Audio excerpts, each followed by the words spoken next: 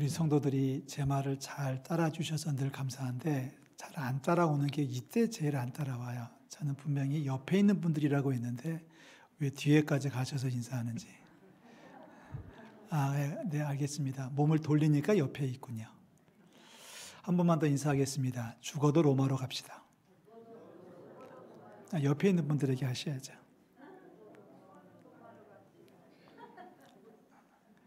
오늘 설교 제목이죠. 죽어도 로마로 갑니다. 로마. 사도 바울은 초대교회의 전도자였죠. 사도 바울이 없었으면 복음이 아시아로 유럽으로 전파되기 어려웠을 겁니다. 사도 바울이 소아시아에 그리고 유럽에 복음을 전하는 이야기가 사도행전 후반부에 아주 정확하게 기록이 되어져 있습니다. 사도 바울은 평생 소원이 하나가 있었어요. 그것이 바로 로마로 가는 거였습니다. 평생의 소원이 있다면 사도 바울은 로마에 가고 싶었던 겁니다. 로마로 가고 싶었던 이유는 놀러 가는 것도 아니고 관광차 가는 것도 아니고 사업차 가는 것도 아니고 사도 바울이 로마에 가고 싶었던 오직 한 가지 소원은 주님께서 가라고 하셨기 때문에 주님의 명령을 따라서 가야 됐습니다. 땅끝까지 이르러 복음을 전하라고 하셨던 주님의 말씀을 사도 바울은 품에 안고 살았습니다. 원래 출발할 때는 핍박자로 출작했잖아요. 예수 믿는 사람을 잡아 죽이던 사도 바울이 부활한 주님을 만나가지고 전도자가 되면서 주님의 말씀을 붙들고 평생을 살아갑니다. 그 평생의 말씀이 바로 땅끝까지 가서 복음을 전하는 건데 그 당시에 사람들에게 있어서 땅끝은 지금의 스페인이옵니다. 그러니까 스페인까지 가려면 당연히 로마를 거쳐서 모든 길은 로마로 통하니까 로마를 거쳐서 스페인으로 가려고 했던 사도 바울의 꿈과 비전, 개인의 목표가 있었습니다. 그것이 바로 로마로 가는 것. 그런데 로마로 가는 길이 쉽지 않습니다.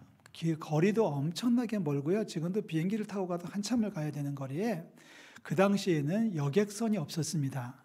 가서 표 끊고 기다렸다가 배 오면 타고 가는 정기 여객선이 없던 시절에 화물선이나 아니면은 상선을 얻어 타고 어느 곳까지 갔다가 거기서 또 갈아타고 또 갈아타기를 몇 번을 반복해서 갈 수 있는 데가 로마였었습니다. 여행이 그렇게 쉬울 때가 아니었죠. 더군다나 사도 바울은 예루살렘에서 복음을 전하다가 체포가 됐습니다.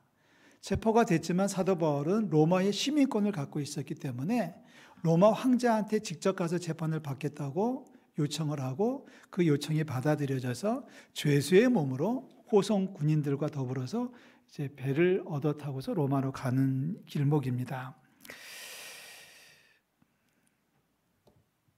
오늘 우리가 읽었던 말씀은 사도 바울이 로마로 가는 이야기의 마지막 결론을 이야기하고 있어요. 27장부터 쭉 이제 로마로 가는 이야기가 등장하는데요. 정말 고생길이었습니다.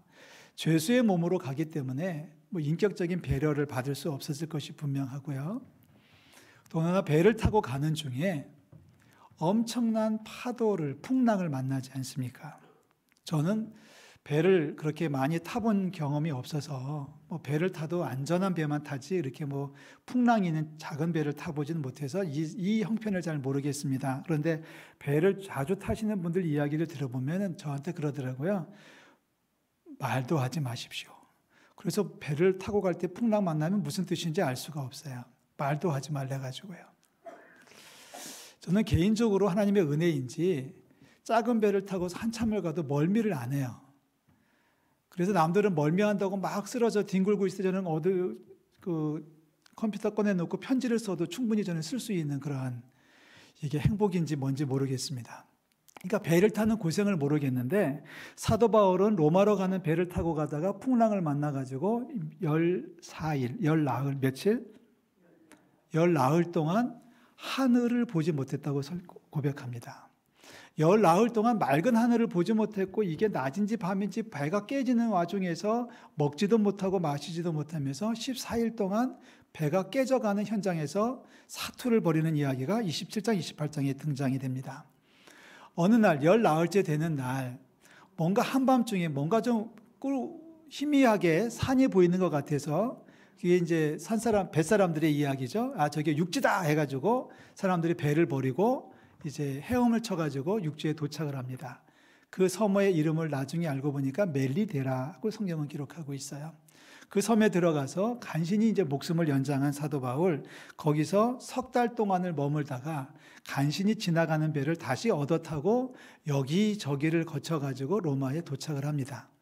로마에 도착할 때쯤 돼서 사도 바울이 외쳤던 메시지가 14절의 마지막에 있습니다. 그래서 우리는 이와 같이 로마로 가니라. 한번 해보실래요? 그래서 우리는 이와 같이 로마로 가니라.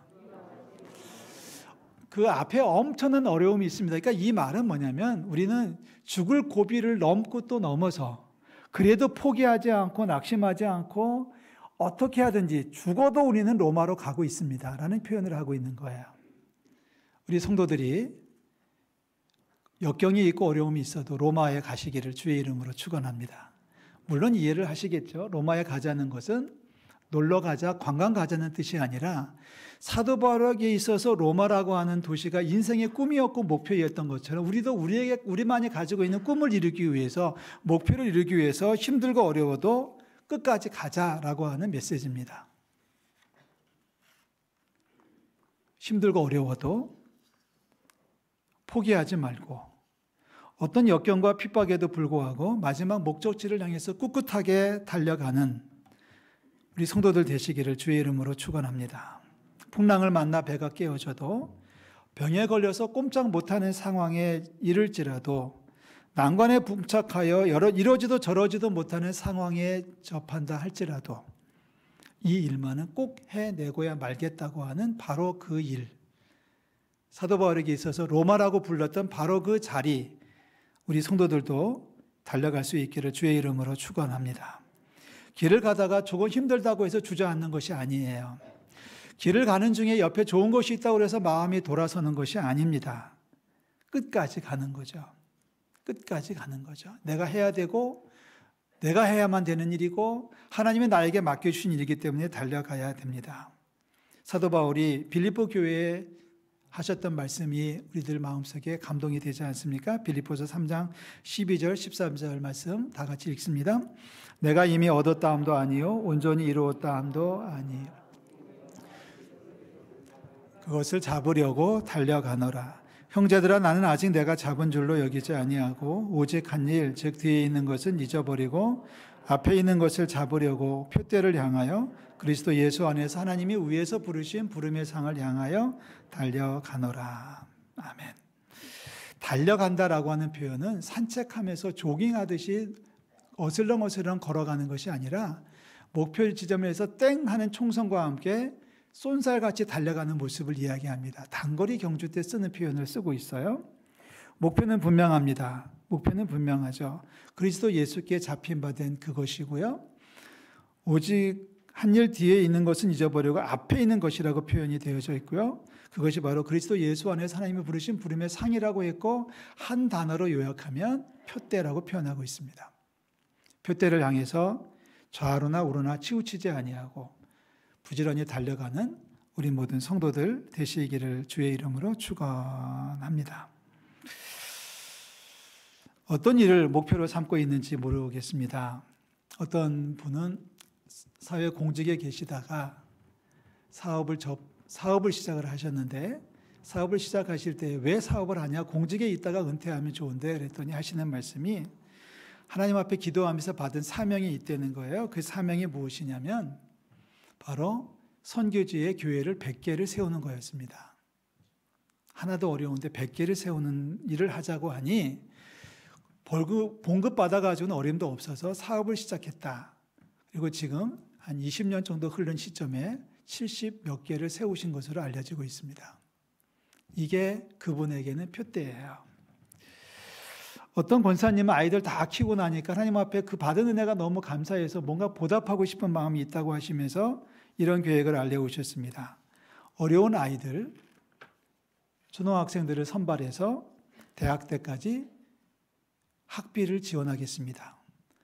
12명을 목표로 하겠습니다. 그 권사님의 인생의 목표죠. 그거를 가지고 그분은 살아가고 있습니다. 요즘 지난주부터 꽃심상탄 이야기를 계속하고 있는데 한번 발음 한번 해보실래요? 꽃숨쌍떤. 예, 네팔 발음입니다. 꾸슴상돈이라고 하는 자매를 한 5, 6년 전에 가서 현장에서 인터뷰를 했어요. 그때는 굉장히 어리고 그리고 좀 어리숙해 보였고 좀 그랬는데 지난 3년 동안 인도에 가서 큰 물을 먹더니 아주 달라졌어요. 지금 나이가 96년생이니까 26, 7 됐네요. 그죠? 여러분 꾸슴상탄의 동영상 파일을 보내와서 이 시간에 한번 보려고 합니다. 준비가 되시나요? JMC, greetings in the name of our Savior Lord. I would like to thank Yunchen Church for supporting me through prayers and sponsorship for my MTS studies in Asia, India. Thank you so much for past 3 years that you have been supporting me, and I'm so thankful that once again you are going to support me for 1 more year. My theological journey would not have been this easy without your prayers and supports. It's only by God's grace and through your support that I will be able to continue my studies. Thank you so much. My vision after graduation is to be involved in teaching ministry in the seminaries of Nepal. I want to teach the word of God, and I want to share them the truth from the Bible to other believers and to other youths in the seminaries. And also I want to be involved in church ministry back at my home. Thank you so much, Yunchen Church. God bless you all. 아멘. 네. 엊그제 받은 파일입니다. 요약을 하면 지난 3년 동안 지원해 주신 거, 특별히 기도로 물질로 후원해 주신 거 감사드리고 또 1년 동안 연장해 주신다고 하니 너무 감사합니다 하면서 마지막 부분에 나오는 이야기가 있죠. 제 비전은, 제 꿈은 하면서 나오는 이야기는 제가 지난번에 네팔 가서 저 친구를 만났을 때 들었던 얘기를 그대로 하더라고요. 그러니까 이게 바뀌지 않은 거예요. 처음부터 제가 물었죠. 인터뷰하면서 인도에 가서 뭘 공부한 다음에 뭐 하고 싶니? 네 꿈이 뭐니? 라고 물었더니 자기는 공부 잘해서 다시 학교에 돌아와서 우리 신학생들에게 기독교 교육을 가르치는 게 꿈이고, 그리고 고향에 가서 아이들에게, 사람들에게 복음을 전하는 게 제 꿈입니다. 그랬던 이 친구가 지금도 그 꿈을 가지고 있어요. 아마 저는 이 친구가 그대로 이루어낼 줄로 믿습니다. 우리가 그 일을 조금씩이나마 도울 수 있다는 것이 너무 감사하고요. 이미 전에 첫 번째 우리가 프로젝트 했던 나데라마 목사님은 포카라에서 교회 개척을 하고 주변에 있는 목사님들을 돕는 역할을 잘하고 계시고요. 슈멘스레드타 목사님은 네팔 신학교의 도서관장으로 있으면서 지금 학생들을 가르치고 있고 이번에 3번째 하고 있는 거예요. 4번째도 주님께서 허락해 주실 줄로 믿습니다. 아멘. 네. 비전이라는 게 바로 이런 거죠. 하나님이 나에게 맡기신 일, 내가 주를 위해서 하고자 하는 일이 비전이라고 하는 거고, 사도 바울의 표현을 말하면 그것은 바로 로마였었습니다. 저도 개인적인 생각들이 있어서 10개의 버킷리스트를 가지고 있었습니다. 그래서 가고 싶은 곳, 하고 싶은 일, 또 뭐 이렇게 쭉 적어놨는데 어느 날 갑자기 그걸 이렇게 쳐다보다가 하나님 앞에 갑자기 너무 죄송스럽더라고요. 제가 갖고 있는 버킷리스트가 3분의 2는 제 자신을 위한 거였어요. 처음에는 몰랐는데 그걸 갑자기 보다가 느껴지는 게 쿵 하는 충격이 와가지고 하나님 앞에 회개했어요. 아니다. 예를 들어서 이런 겁니다. 제 첫 번째 버킷리스트의 첫 번째 뭐였냐면 국내에 있는 국립공원 20개 등반하기. 그러니까 한라산, 속리산, 무슨 산 해가지고 20개의 산을 등반하기가 목표였고, 그 저를 위한 거잖아요. 그래서 이건 아니다. 하나님 앞에 적어도 하나님의 사람이라면, 목사라면, 성도라면 하나님과 이웃을 위한 목표로 바꿔줘야 되겠다라고 해가지고 그날 다 지워버리고 지금 다시 작성을 하고 있습니다. 내 인생에 꼭 해야 될 일, 과연 무엇일까요? 여러분에게 꼭 해야 될 일, 하나님이 주신 사명은 무엇일까요? 사도 바울에게 로마였고, 그리고 꾸슴상탄에게는 기독교 교육입니다. 우리가 생명을 걸어야 될 일이 과연 무엇일까 하는 생각을 가져보면서 말씀을 드립니다. 근데 세상은요, 참 엉뚱한 사람들이 많이 있지 않습니까? 우리 코로나19를 맞아서 하고 싶은 일을 하지 못하고 가고 싶은 데를 가지 못하는 일들이 발생하고 있습니다. 그러니까 살다 보면 우리는 어쩔 수 없이 이런 것들을 좀 정리를 해야 돼요. 근데 무엇을 정리해서 끊어내고 무엇은 끝까지 움켜쥐느냐에 따라서 그 사람의 됨됨이가 달라지는 것 같습니다. 안 해도 될 것 같은데 그거를 끌어안고 살아가는 사람들이 있고요. 어떤 사람들은 생명 걸고 하고자 하는 일이 있는데 따지고 보면 별거 아닌 걸 가지고 목숨을 걸고 있는 사람들이 있어요. 얼마 전에 그 교회 앞에 건널목을 건너려고 이제 신호등 바뀌기를 기다리고 있는데 한 50 초반쯤 되는 남자분이 한 3명이 제 뒤에 이렇게 서가지고 그런 얘기를 해요. 뭐 불평하는 거죠. 코로나19 때문에 어떻고 뭐 방역이 어떻고 막 하는데 한 사람이 거기서 이렇게 툭 이야기를 던졌습니다. 아무리 그래도 코로나가 아무리 심해도라는 얘기겠죠. 아무리 그래도 나는 그 아저씨 말이에요. 나는 일주일에 한 번은 알코올로 소독해야 돼. 저는 이 말을 한참 뒤에 가서 이해를 했습니다. 이게 무슨 뜻인가 했는데 지금 웃으시는 분들은 유경험자인 것 같아요. 무슨 뜻이에요? 장로님들.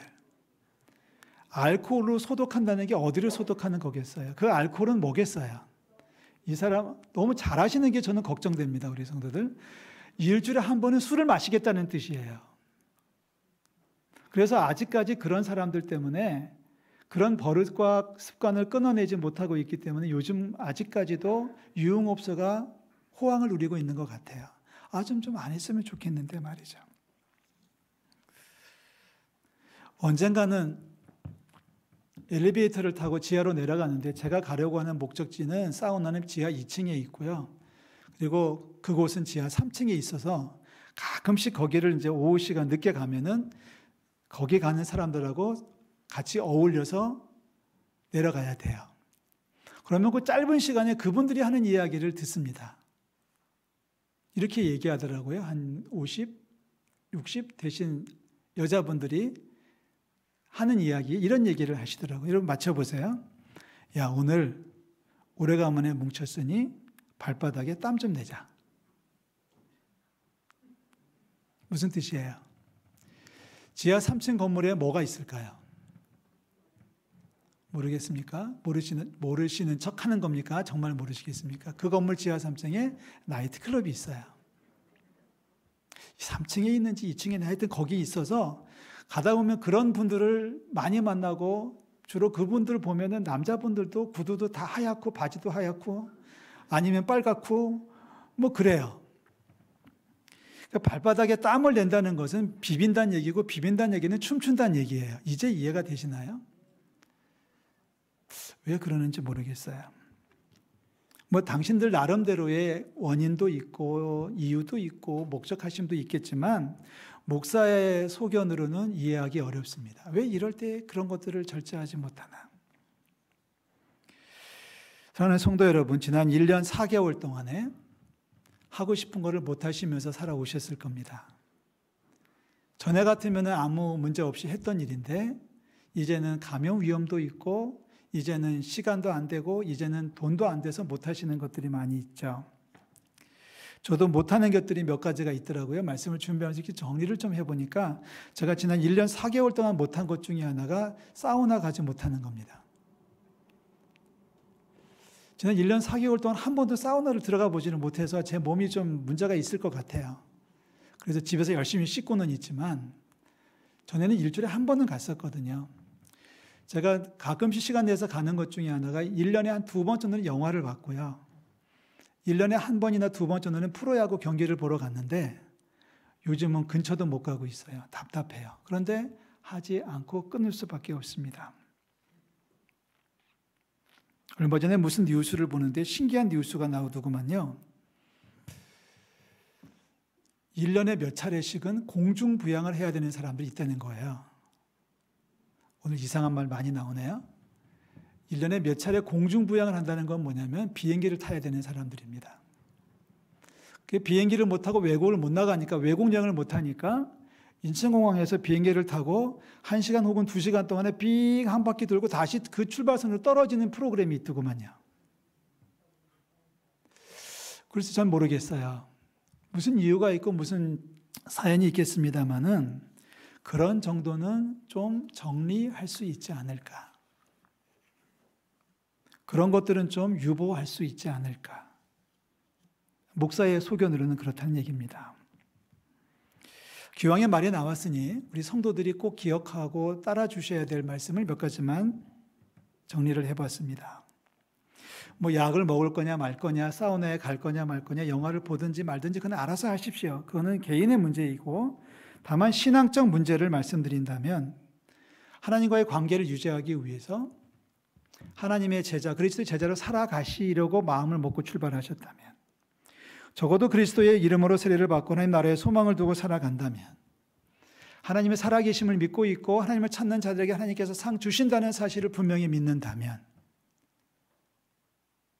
몇 가지를 귀담아 들으십시오. 첫째는 예배에 생명을 거는 겁니다.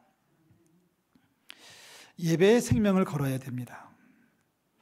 아무리 못해도 성도라면 일주일에 한 번은 예배를 해야 됩니다. 최소한.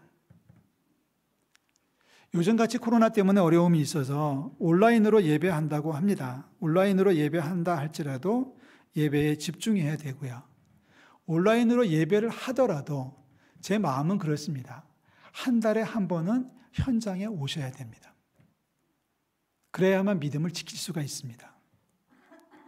저는 온라인으로 예배하니까 됐어요라고 말하는 것이 한 달 넘고 두 달 넘고 석 달 넘고 계속 오래되다 보면 나도 모르게 병이 들 수밖에 없어요. 그래서 이 시간에 권합니다. 성도라면 일주일에 한 번은 반드시 예배해야 되는 거고, 그 숫자가 늘어나면 늘어날수록 좋겠지만 한 번은 예배해야만 하나님과의 거리가 유지될 수 있다. 온라인으로 예배를 한다 손치더라도 아무리 어려워도 한 달에 한 번은 교회에 와서 예배에 참석해 주십시오. 그래야만 하나님과의 영적 거리를 유지할 수 있을 것입니다. 더 나아가서 우리 성도들은 기도하는 일에 열심을 내주시기를 부탁을 드립니다. 하나님께서 내 기도에 응답하신다는 사실을 내가 믿는다면 아침에 말씀과 기도로 시작하십시오. 아침에 일어나서 처음 하는 것이 말씀 읽고 기도로 하루를 시작하는 겁니다. 조금 더 우리가 노력을 할 수 있다면 일주일에 하루는 새벽 기도회에 나오십시오. 집이 멀어서 못 나오신다면 가까운 데로도 나가십시오. 일주일에 하루는 새벽을 깨워 주님 앞에 달려 나오는 열심히 하나님께서 축복해 주실 줄로 믿습니다. 그것조차 어렵다면 일주일에 하루라도 성전 뜰을 밟고 기도하고 돌아가십시오. 저녁이 되든 낮이 됐든 아침이 됐든 어느 시간이 됐든지 간에 일주일에 한 번은 하나님의 전에 나와서 기도하는 것이 필요합니다. 하나님께서 큰 복을 더해 주실 줄로 믿습니다. 마지막 돈 얘기 좀 하겠습니다. 여러분이 갖고 있는 지갑을 열어서 선한 일에 투자하십시오. 아멘. 헌금하라는 얘기가 아닙니다. 헌금 얘기는 나중에 따로 하겠습니다. 돈 문제에 있어서 돈을 가지고 물질을 가지고 하나님 나라에 투자한다는 얘기는 이런 겁니다. 복음을 위해서 사용하자는 얘기입니다. 전도 대상자를 선택해 놓고 그를 하나님 앞으로 인도하기 위해서 여러분의 지갑을 허십시오. 물질 문제에 있어서 우리가 청빈하고 거룩하지 않으면 세상의 많은 유혹에 넘어갈 수밖에 없습니다. 무슨 뜻입니까? 어떤 권사님이 전도 대상자를 선택을 했습니다. 내가 금년에는 저분을 꼭 전도하겠다 마음을 먹고 도전을 합니다. 그런데 그분을 알고 보니까 생선 가게에서 생선을 파시는 사장님이에요. 그러니까 그분을 만나는 것은 생선 가게를 가면 만나는 거예요. 그래서 그분은 권사님은 생선 가게를 끊임없이 다니기 시작하는 겁니다. 당신은 생선을 좋아하지 않아도 이틀이 멀다 하고 생선 가게에 가서 꽁치도 한 마리 사고 고등어도 한 마리 사면서 말도 붙이고 가까워지면서 얘기하는 거죠. 제가 이 집에 단골이 됐으니 당신도 우리 집에 단골이 되십시오.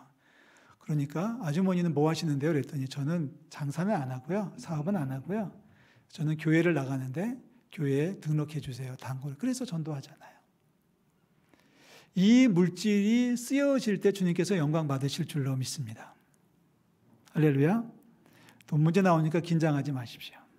여러분이 한 달에 쓰는 용돈 가운데서, 씀씀이 가운데서 다만 얼마라도 전도를 위한 투자를 하십시오. 하나님께서 갚아주시고 채워주실 줄로 믿습니다.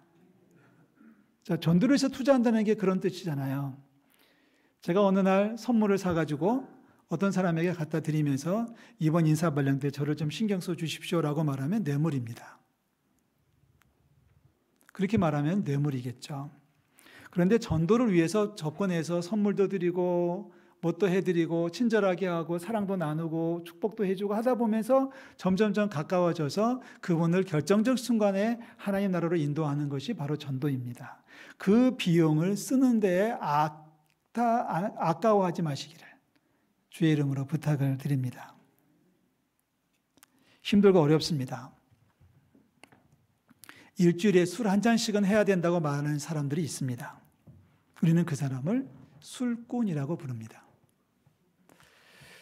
아무리 그래도 그렇지, 아무리 힘들어도 그렇지 가끔씩은 좀 흔들어줘야 돼. 아까 표현했던 좀 경박스러운 표현입니다만 발바닥에 땀을 좀 내줘야 돼라고 말하는 이들이 있어요. 우리는 그 사람들을 춤꾼이라고 부릅니다. 세상이 아무리 힘들고 어려워도 예배해야지, 기도하고 복음을 전해야지라고 노력하는 사람들이 있습니다. 우리는 그분들을 그리스도인이라고 부릅니다. 그리고 그런 사람들은 과감하게 외칩니다. 힘들고 어려워요. 너무 힘들어요. 너무 죽을 맛이에요. 그렇지만 우리는 이와 같이 로마로 가거든요. 라고 말합니다. 아무리 힘들고 어려워도 저는 로마로 가고 있어요. 라고 말하는 사람이죠. 오늘 바울의 외침이 우리 성도들의 외침이 될 수 있기를 주의 이름으로 축복합니다. 바울이 로마를 향한 순례자의 길을 걸었듯이 우리도 우리만의 순례의 길을 걸어서 우리만의 로마를 도착하는, 우리만의 로마에 도착하는 저와 여러분들이 되시기를 주님의 이름으로 축복합니다. 기도하겠습니다. 하나님 아버지, 은혜와 사랑을 감사를 드립니다. 세상이 너무 어려워서 이런 일 저런 일을 다 잘라내야 되고 포기하고 있습니다. 하나님, 그러나 저희들 아무리 힘들어도 꼭 하고야 말겠다고 하는 결단을 해봅니다.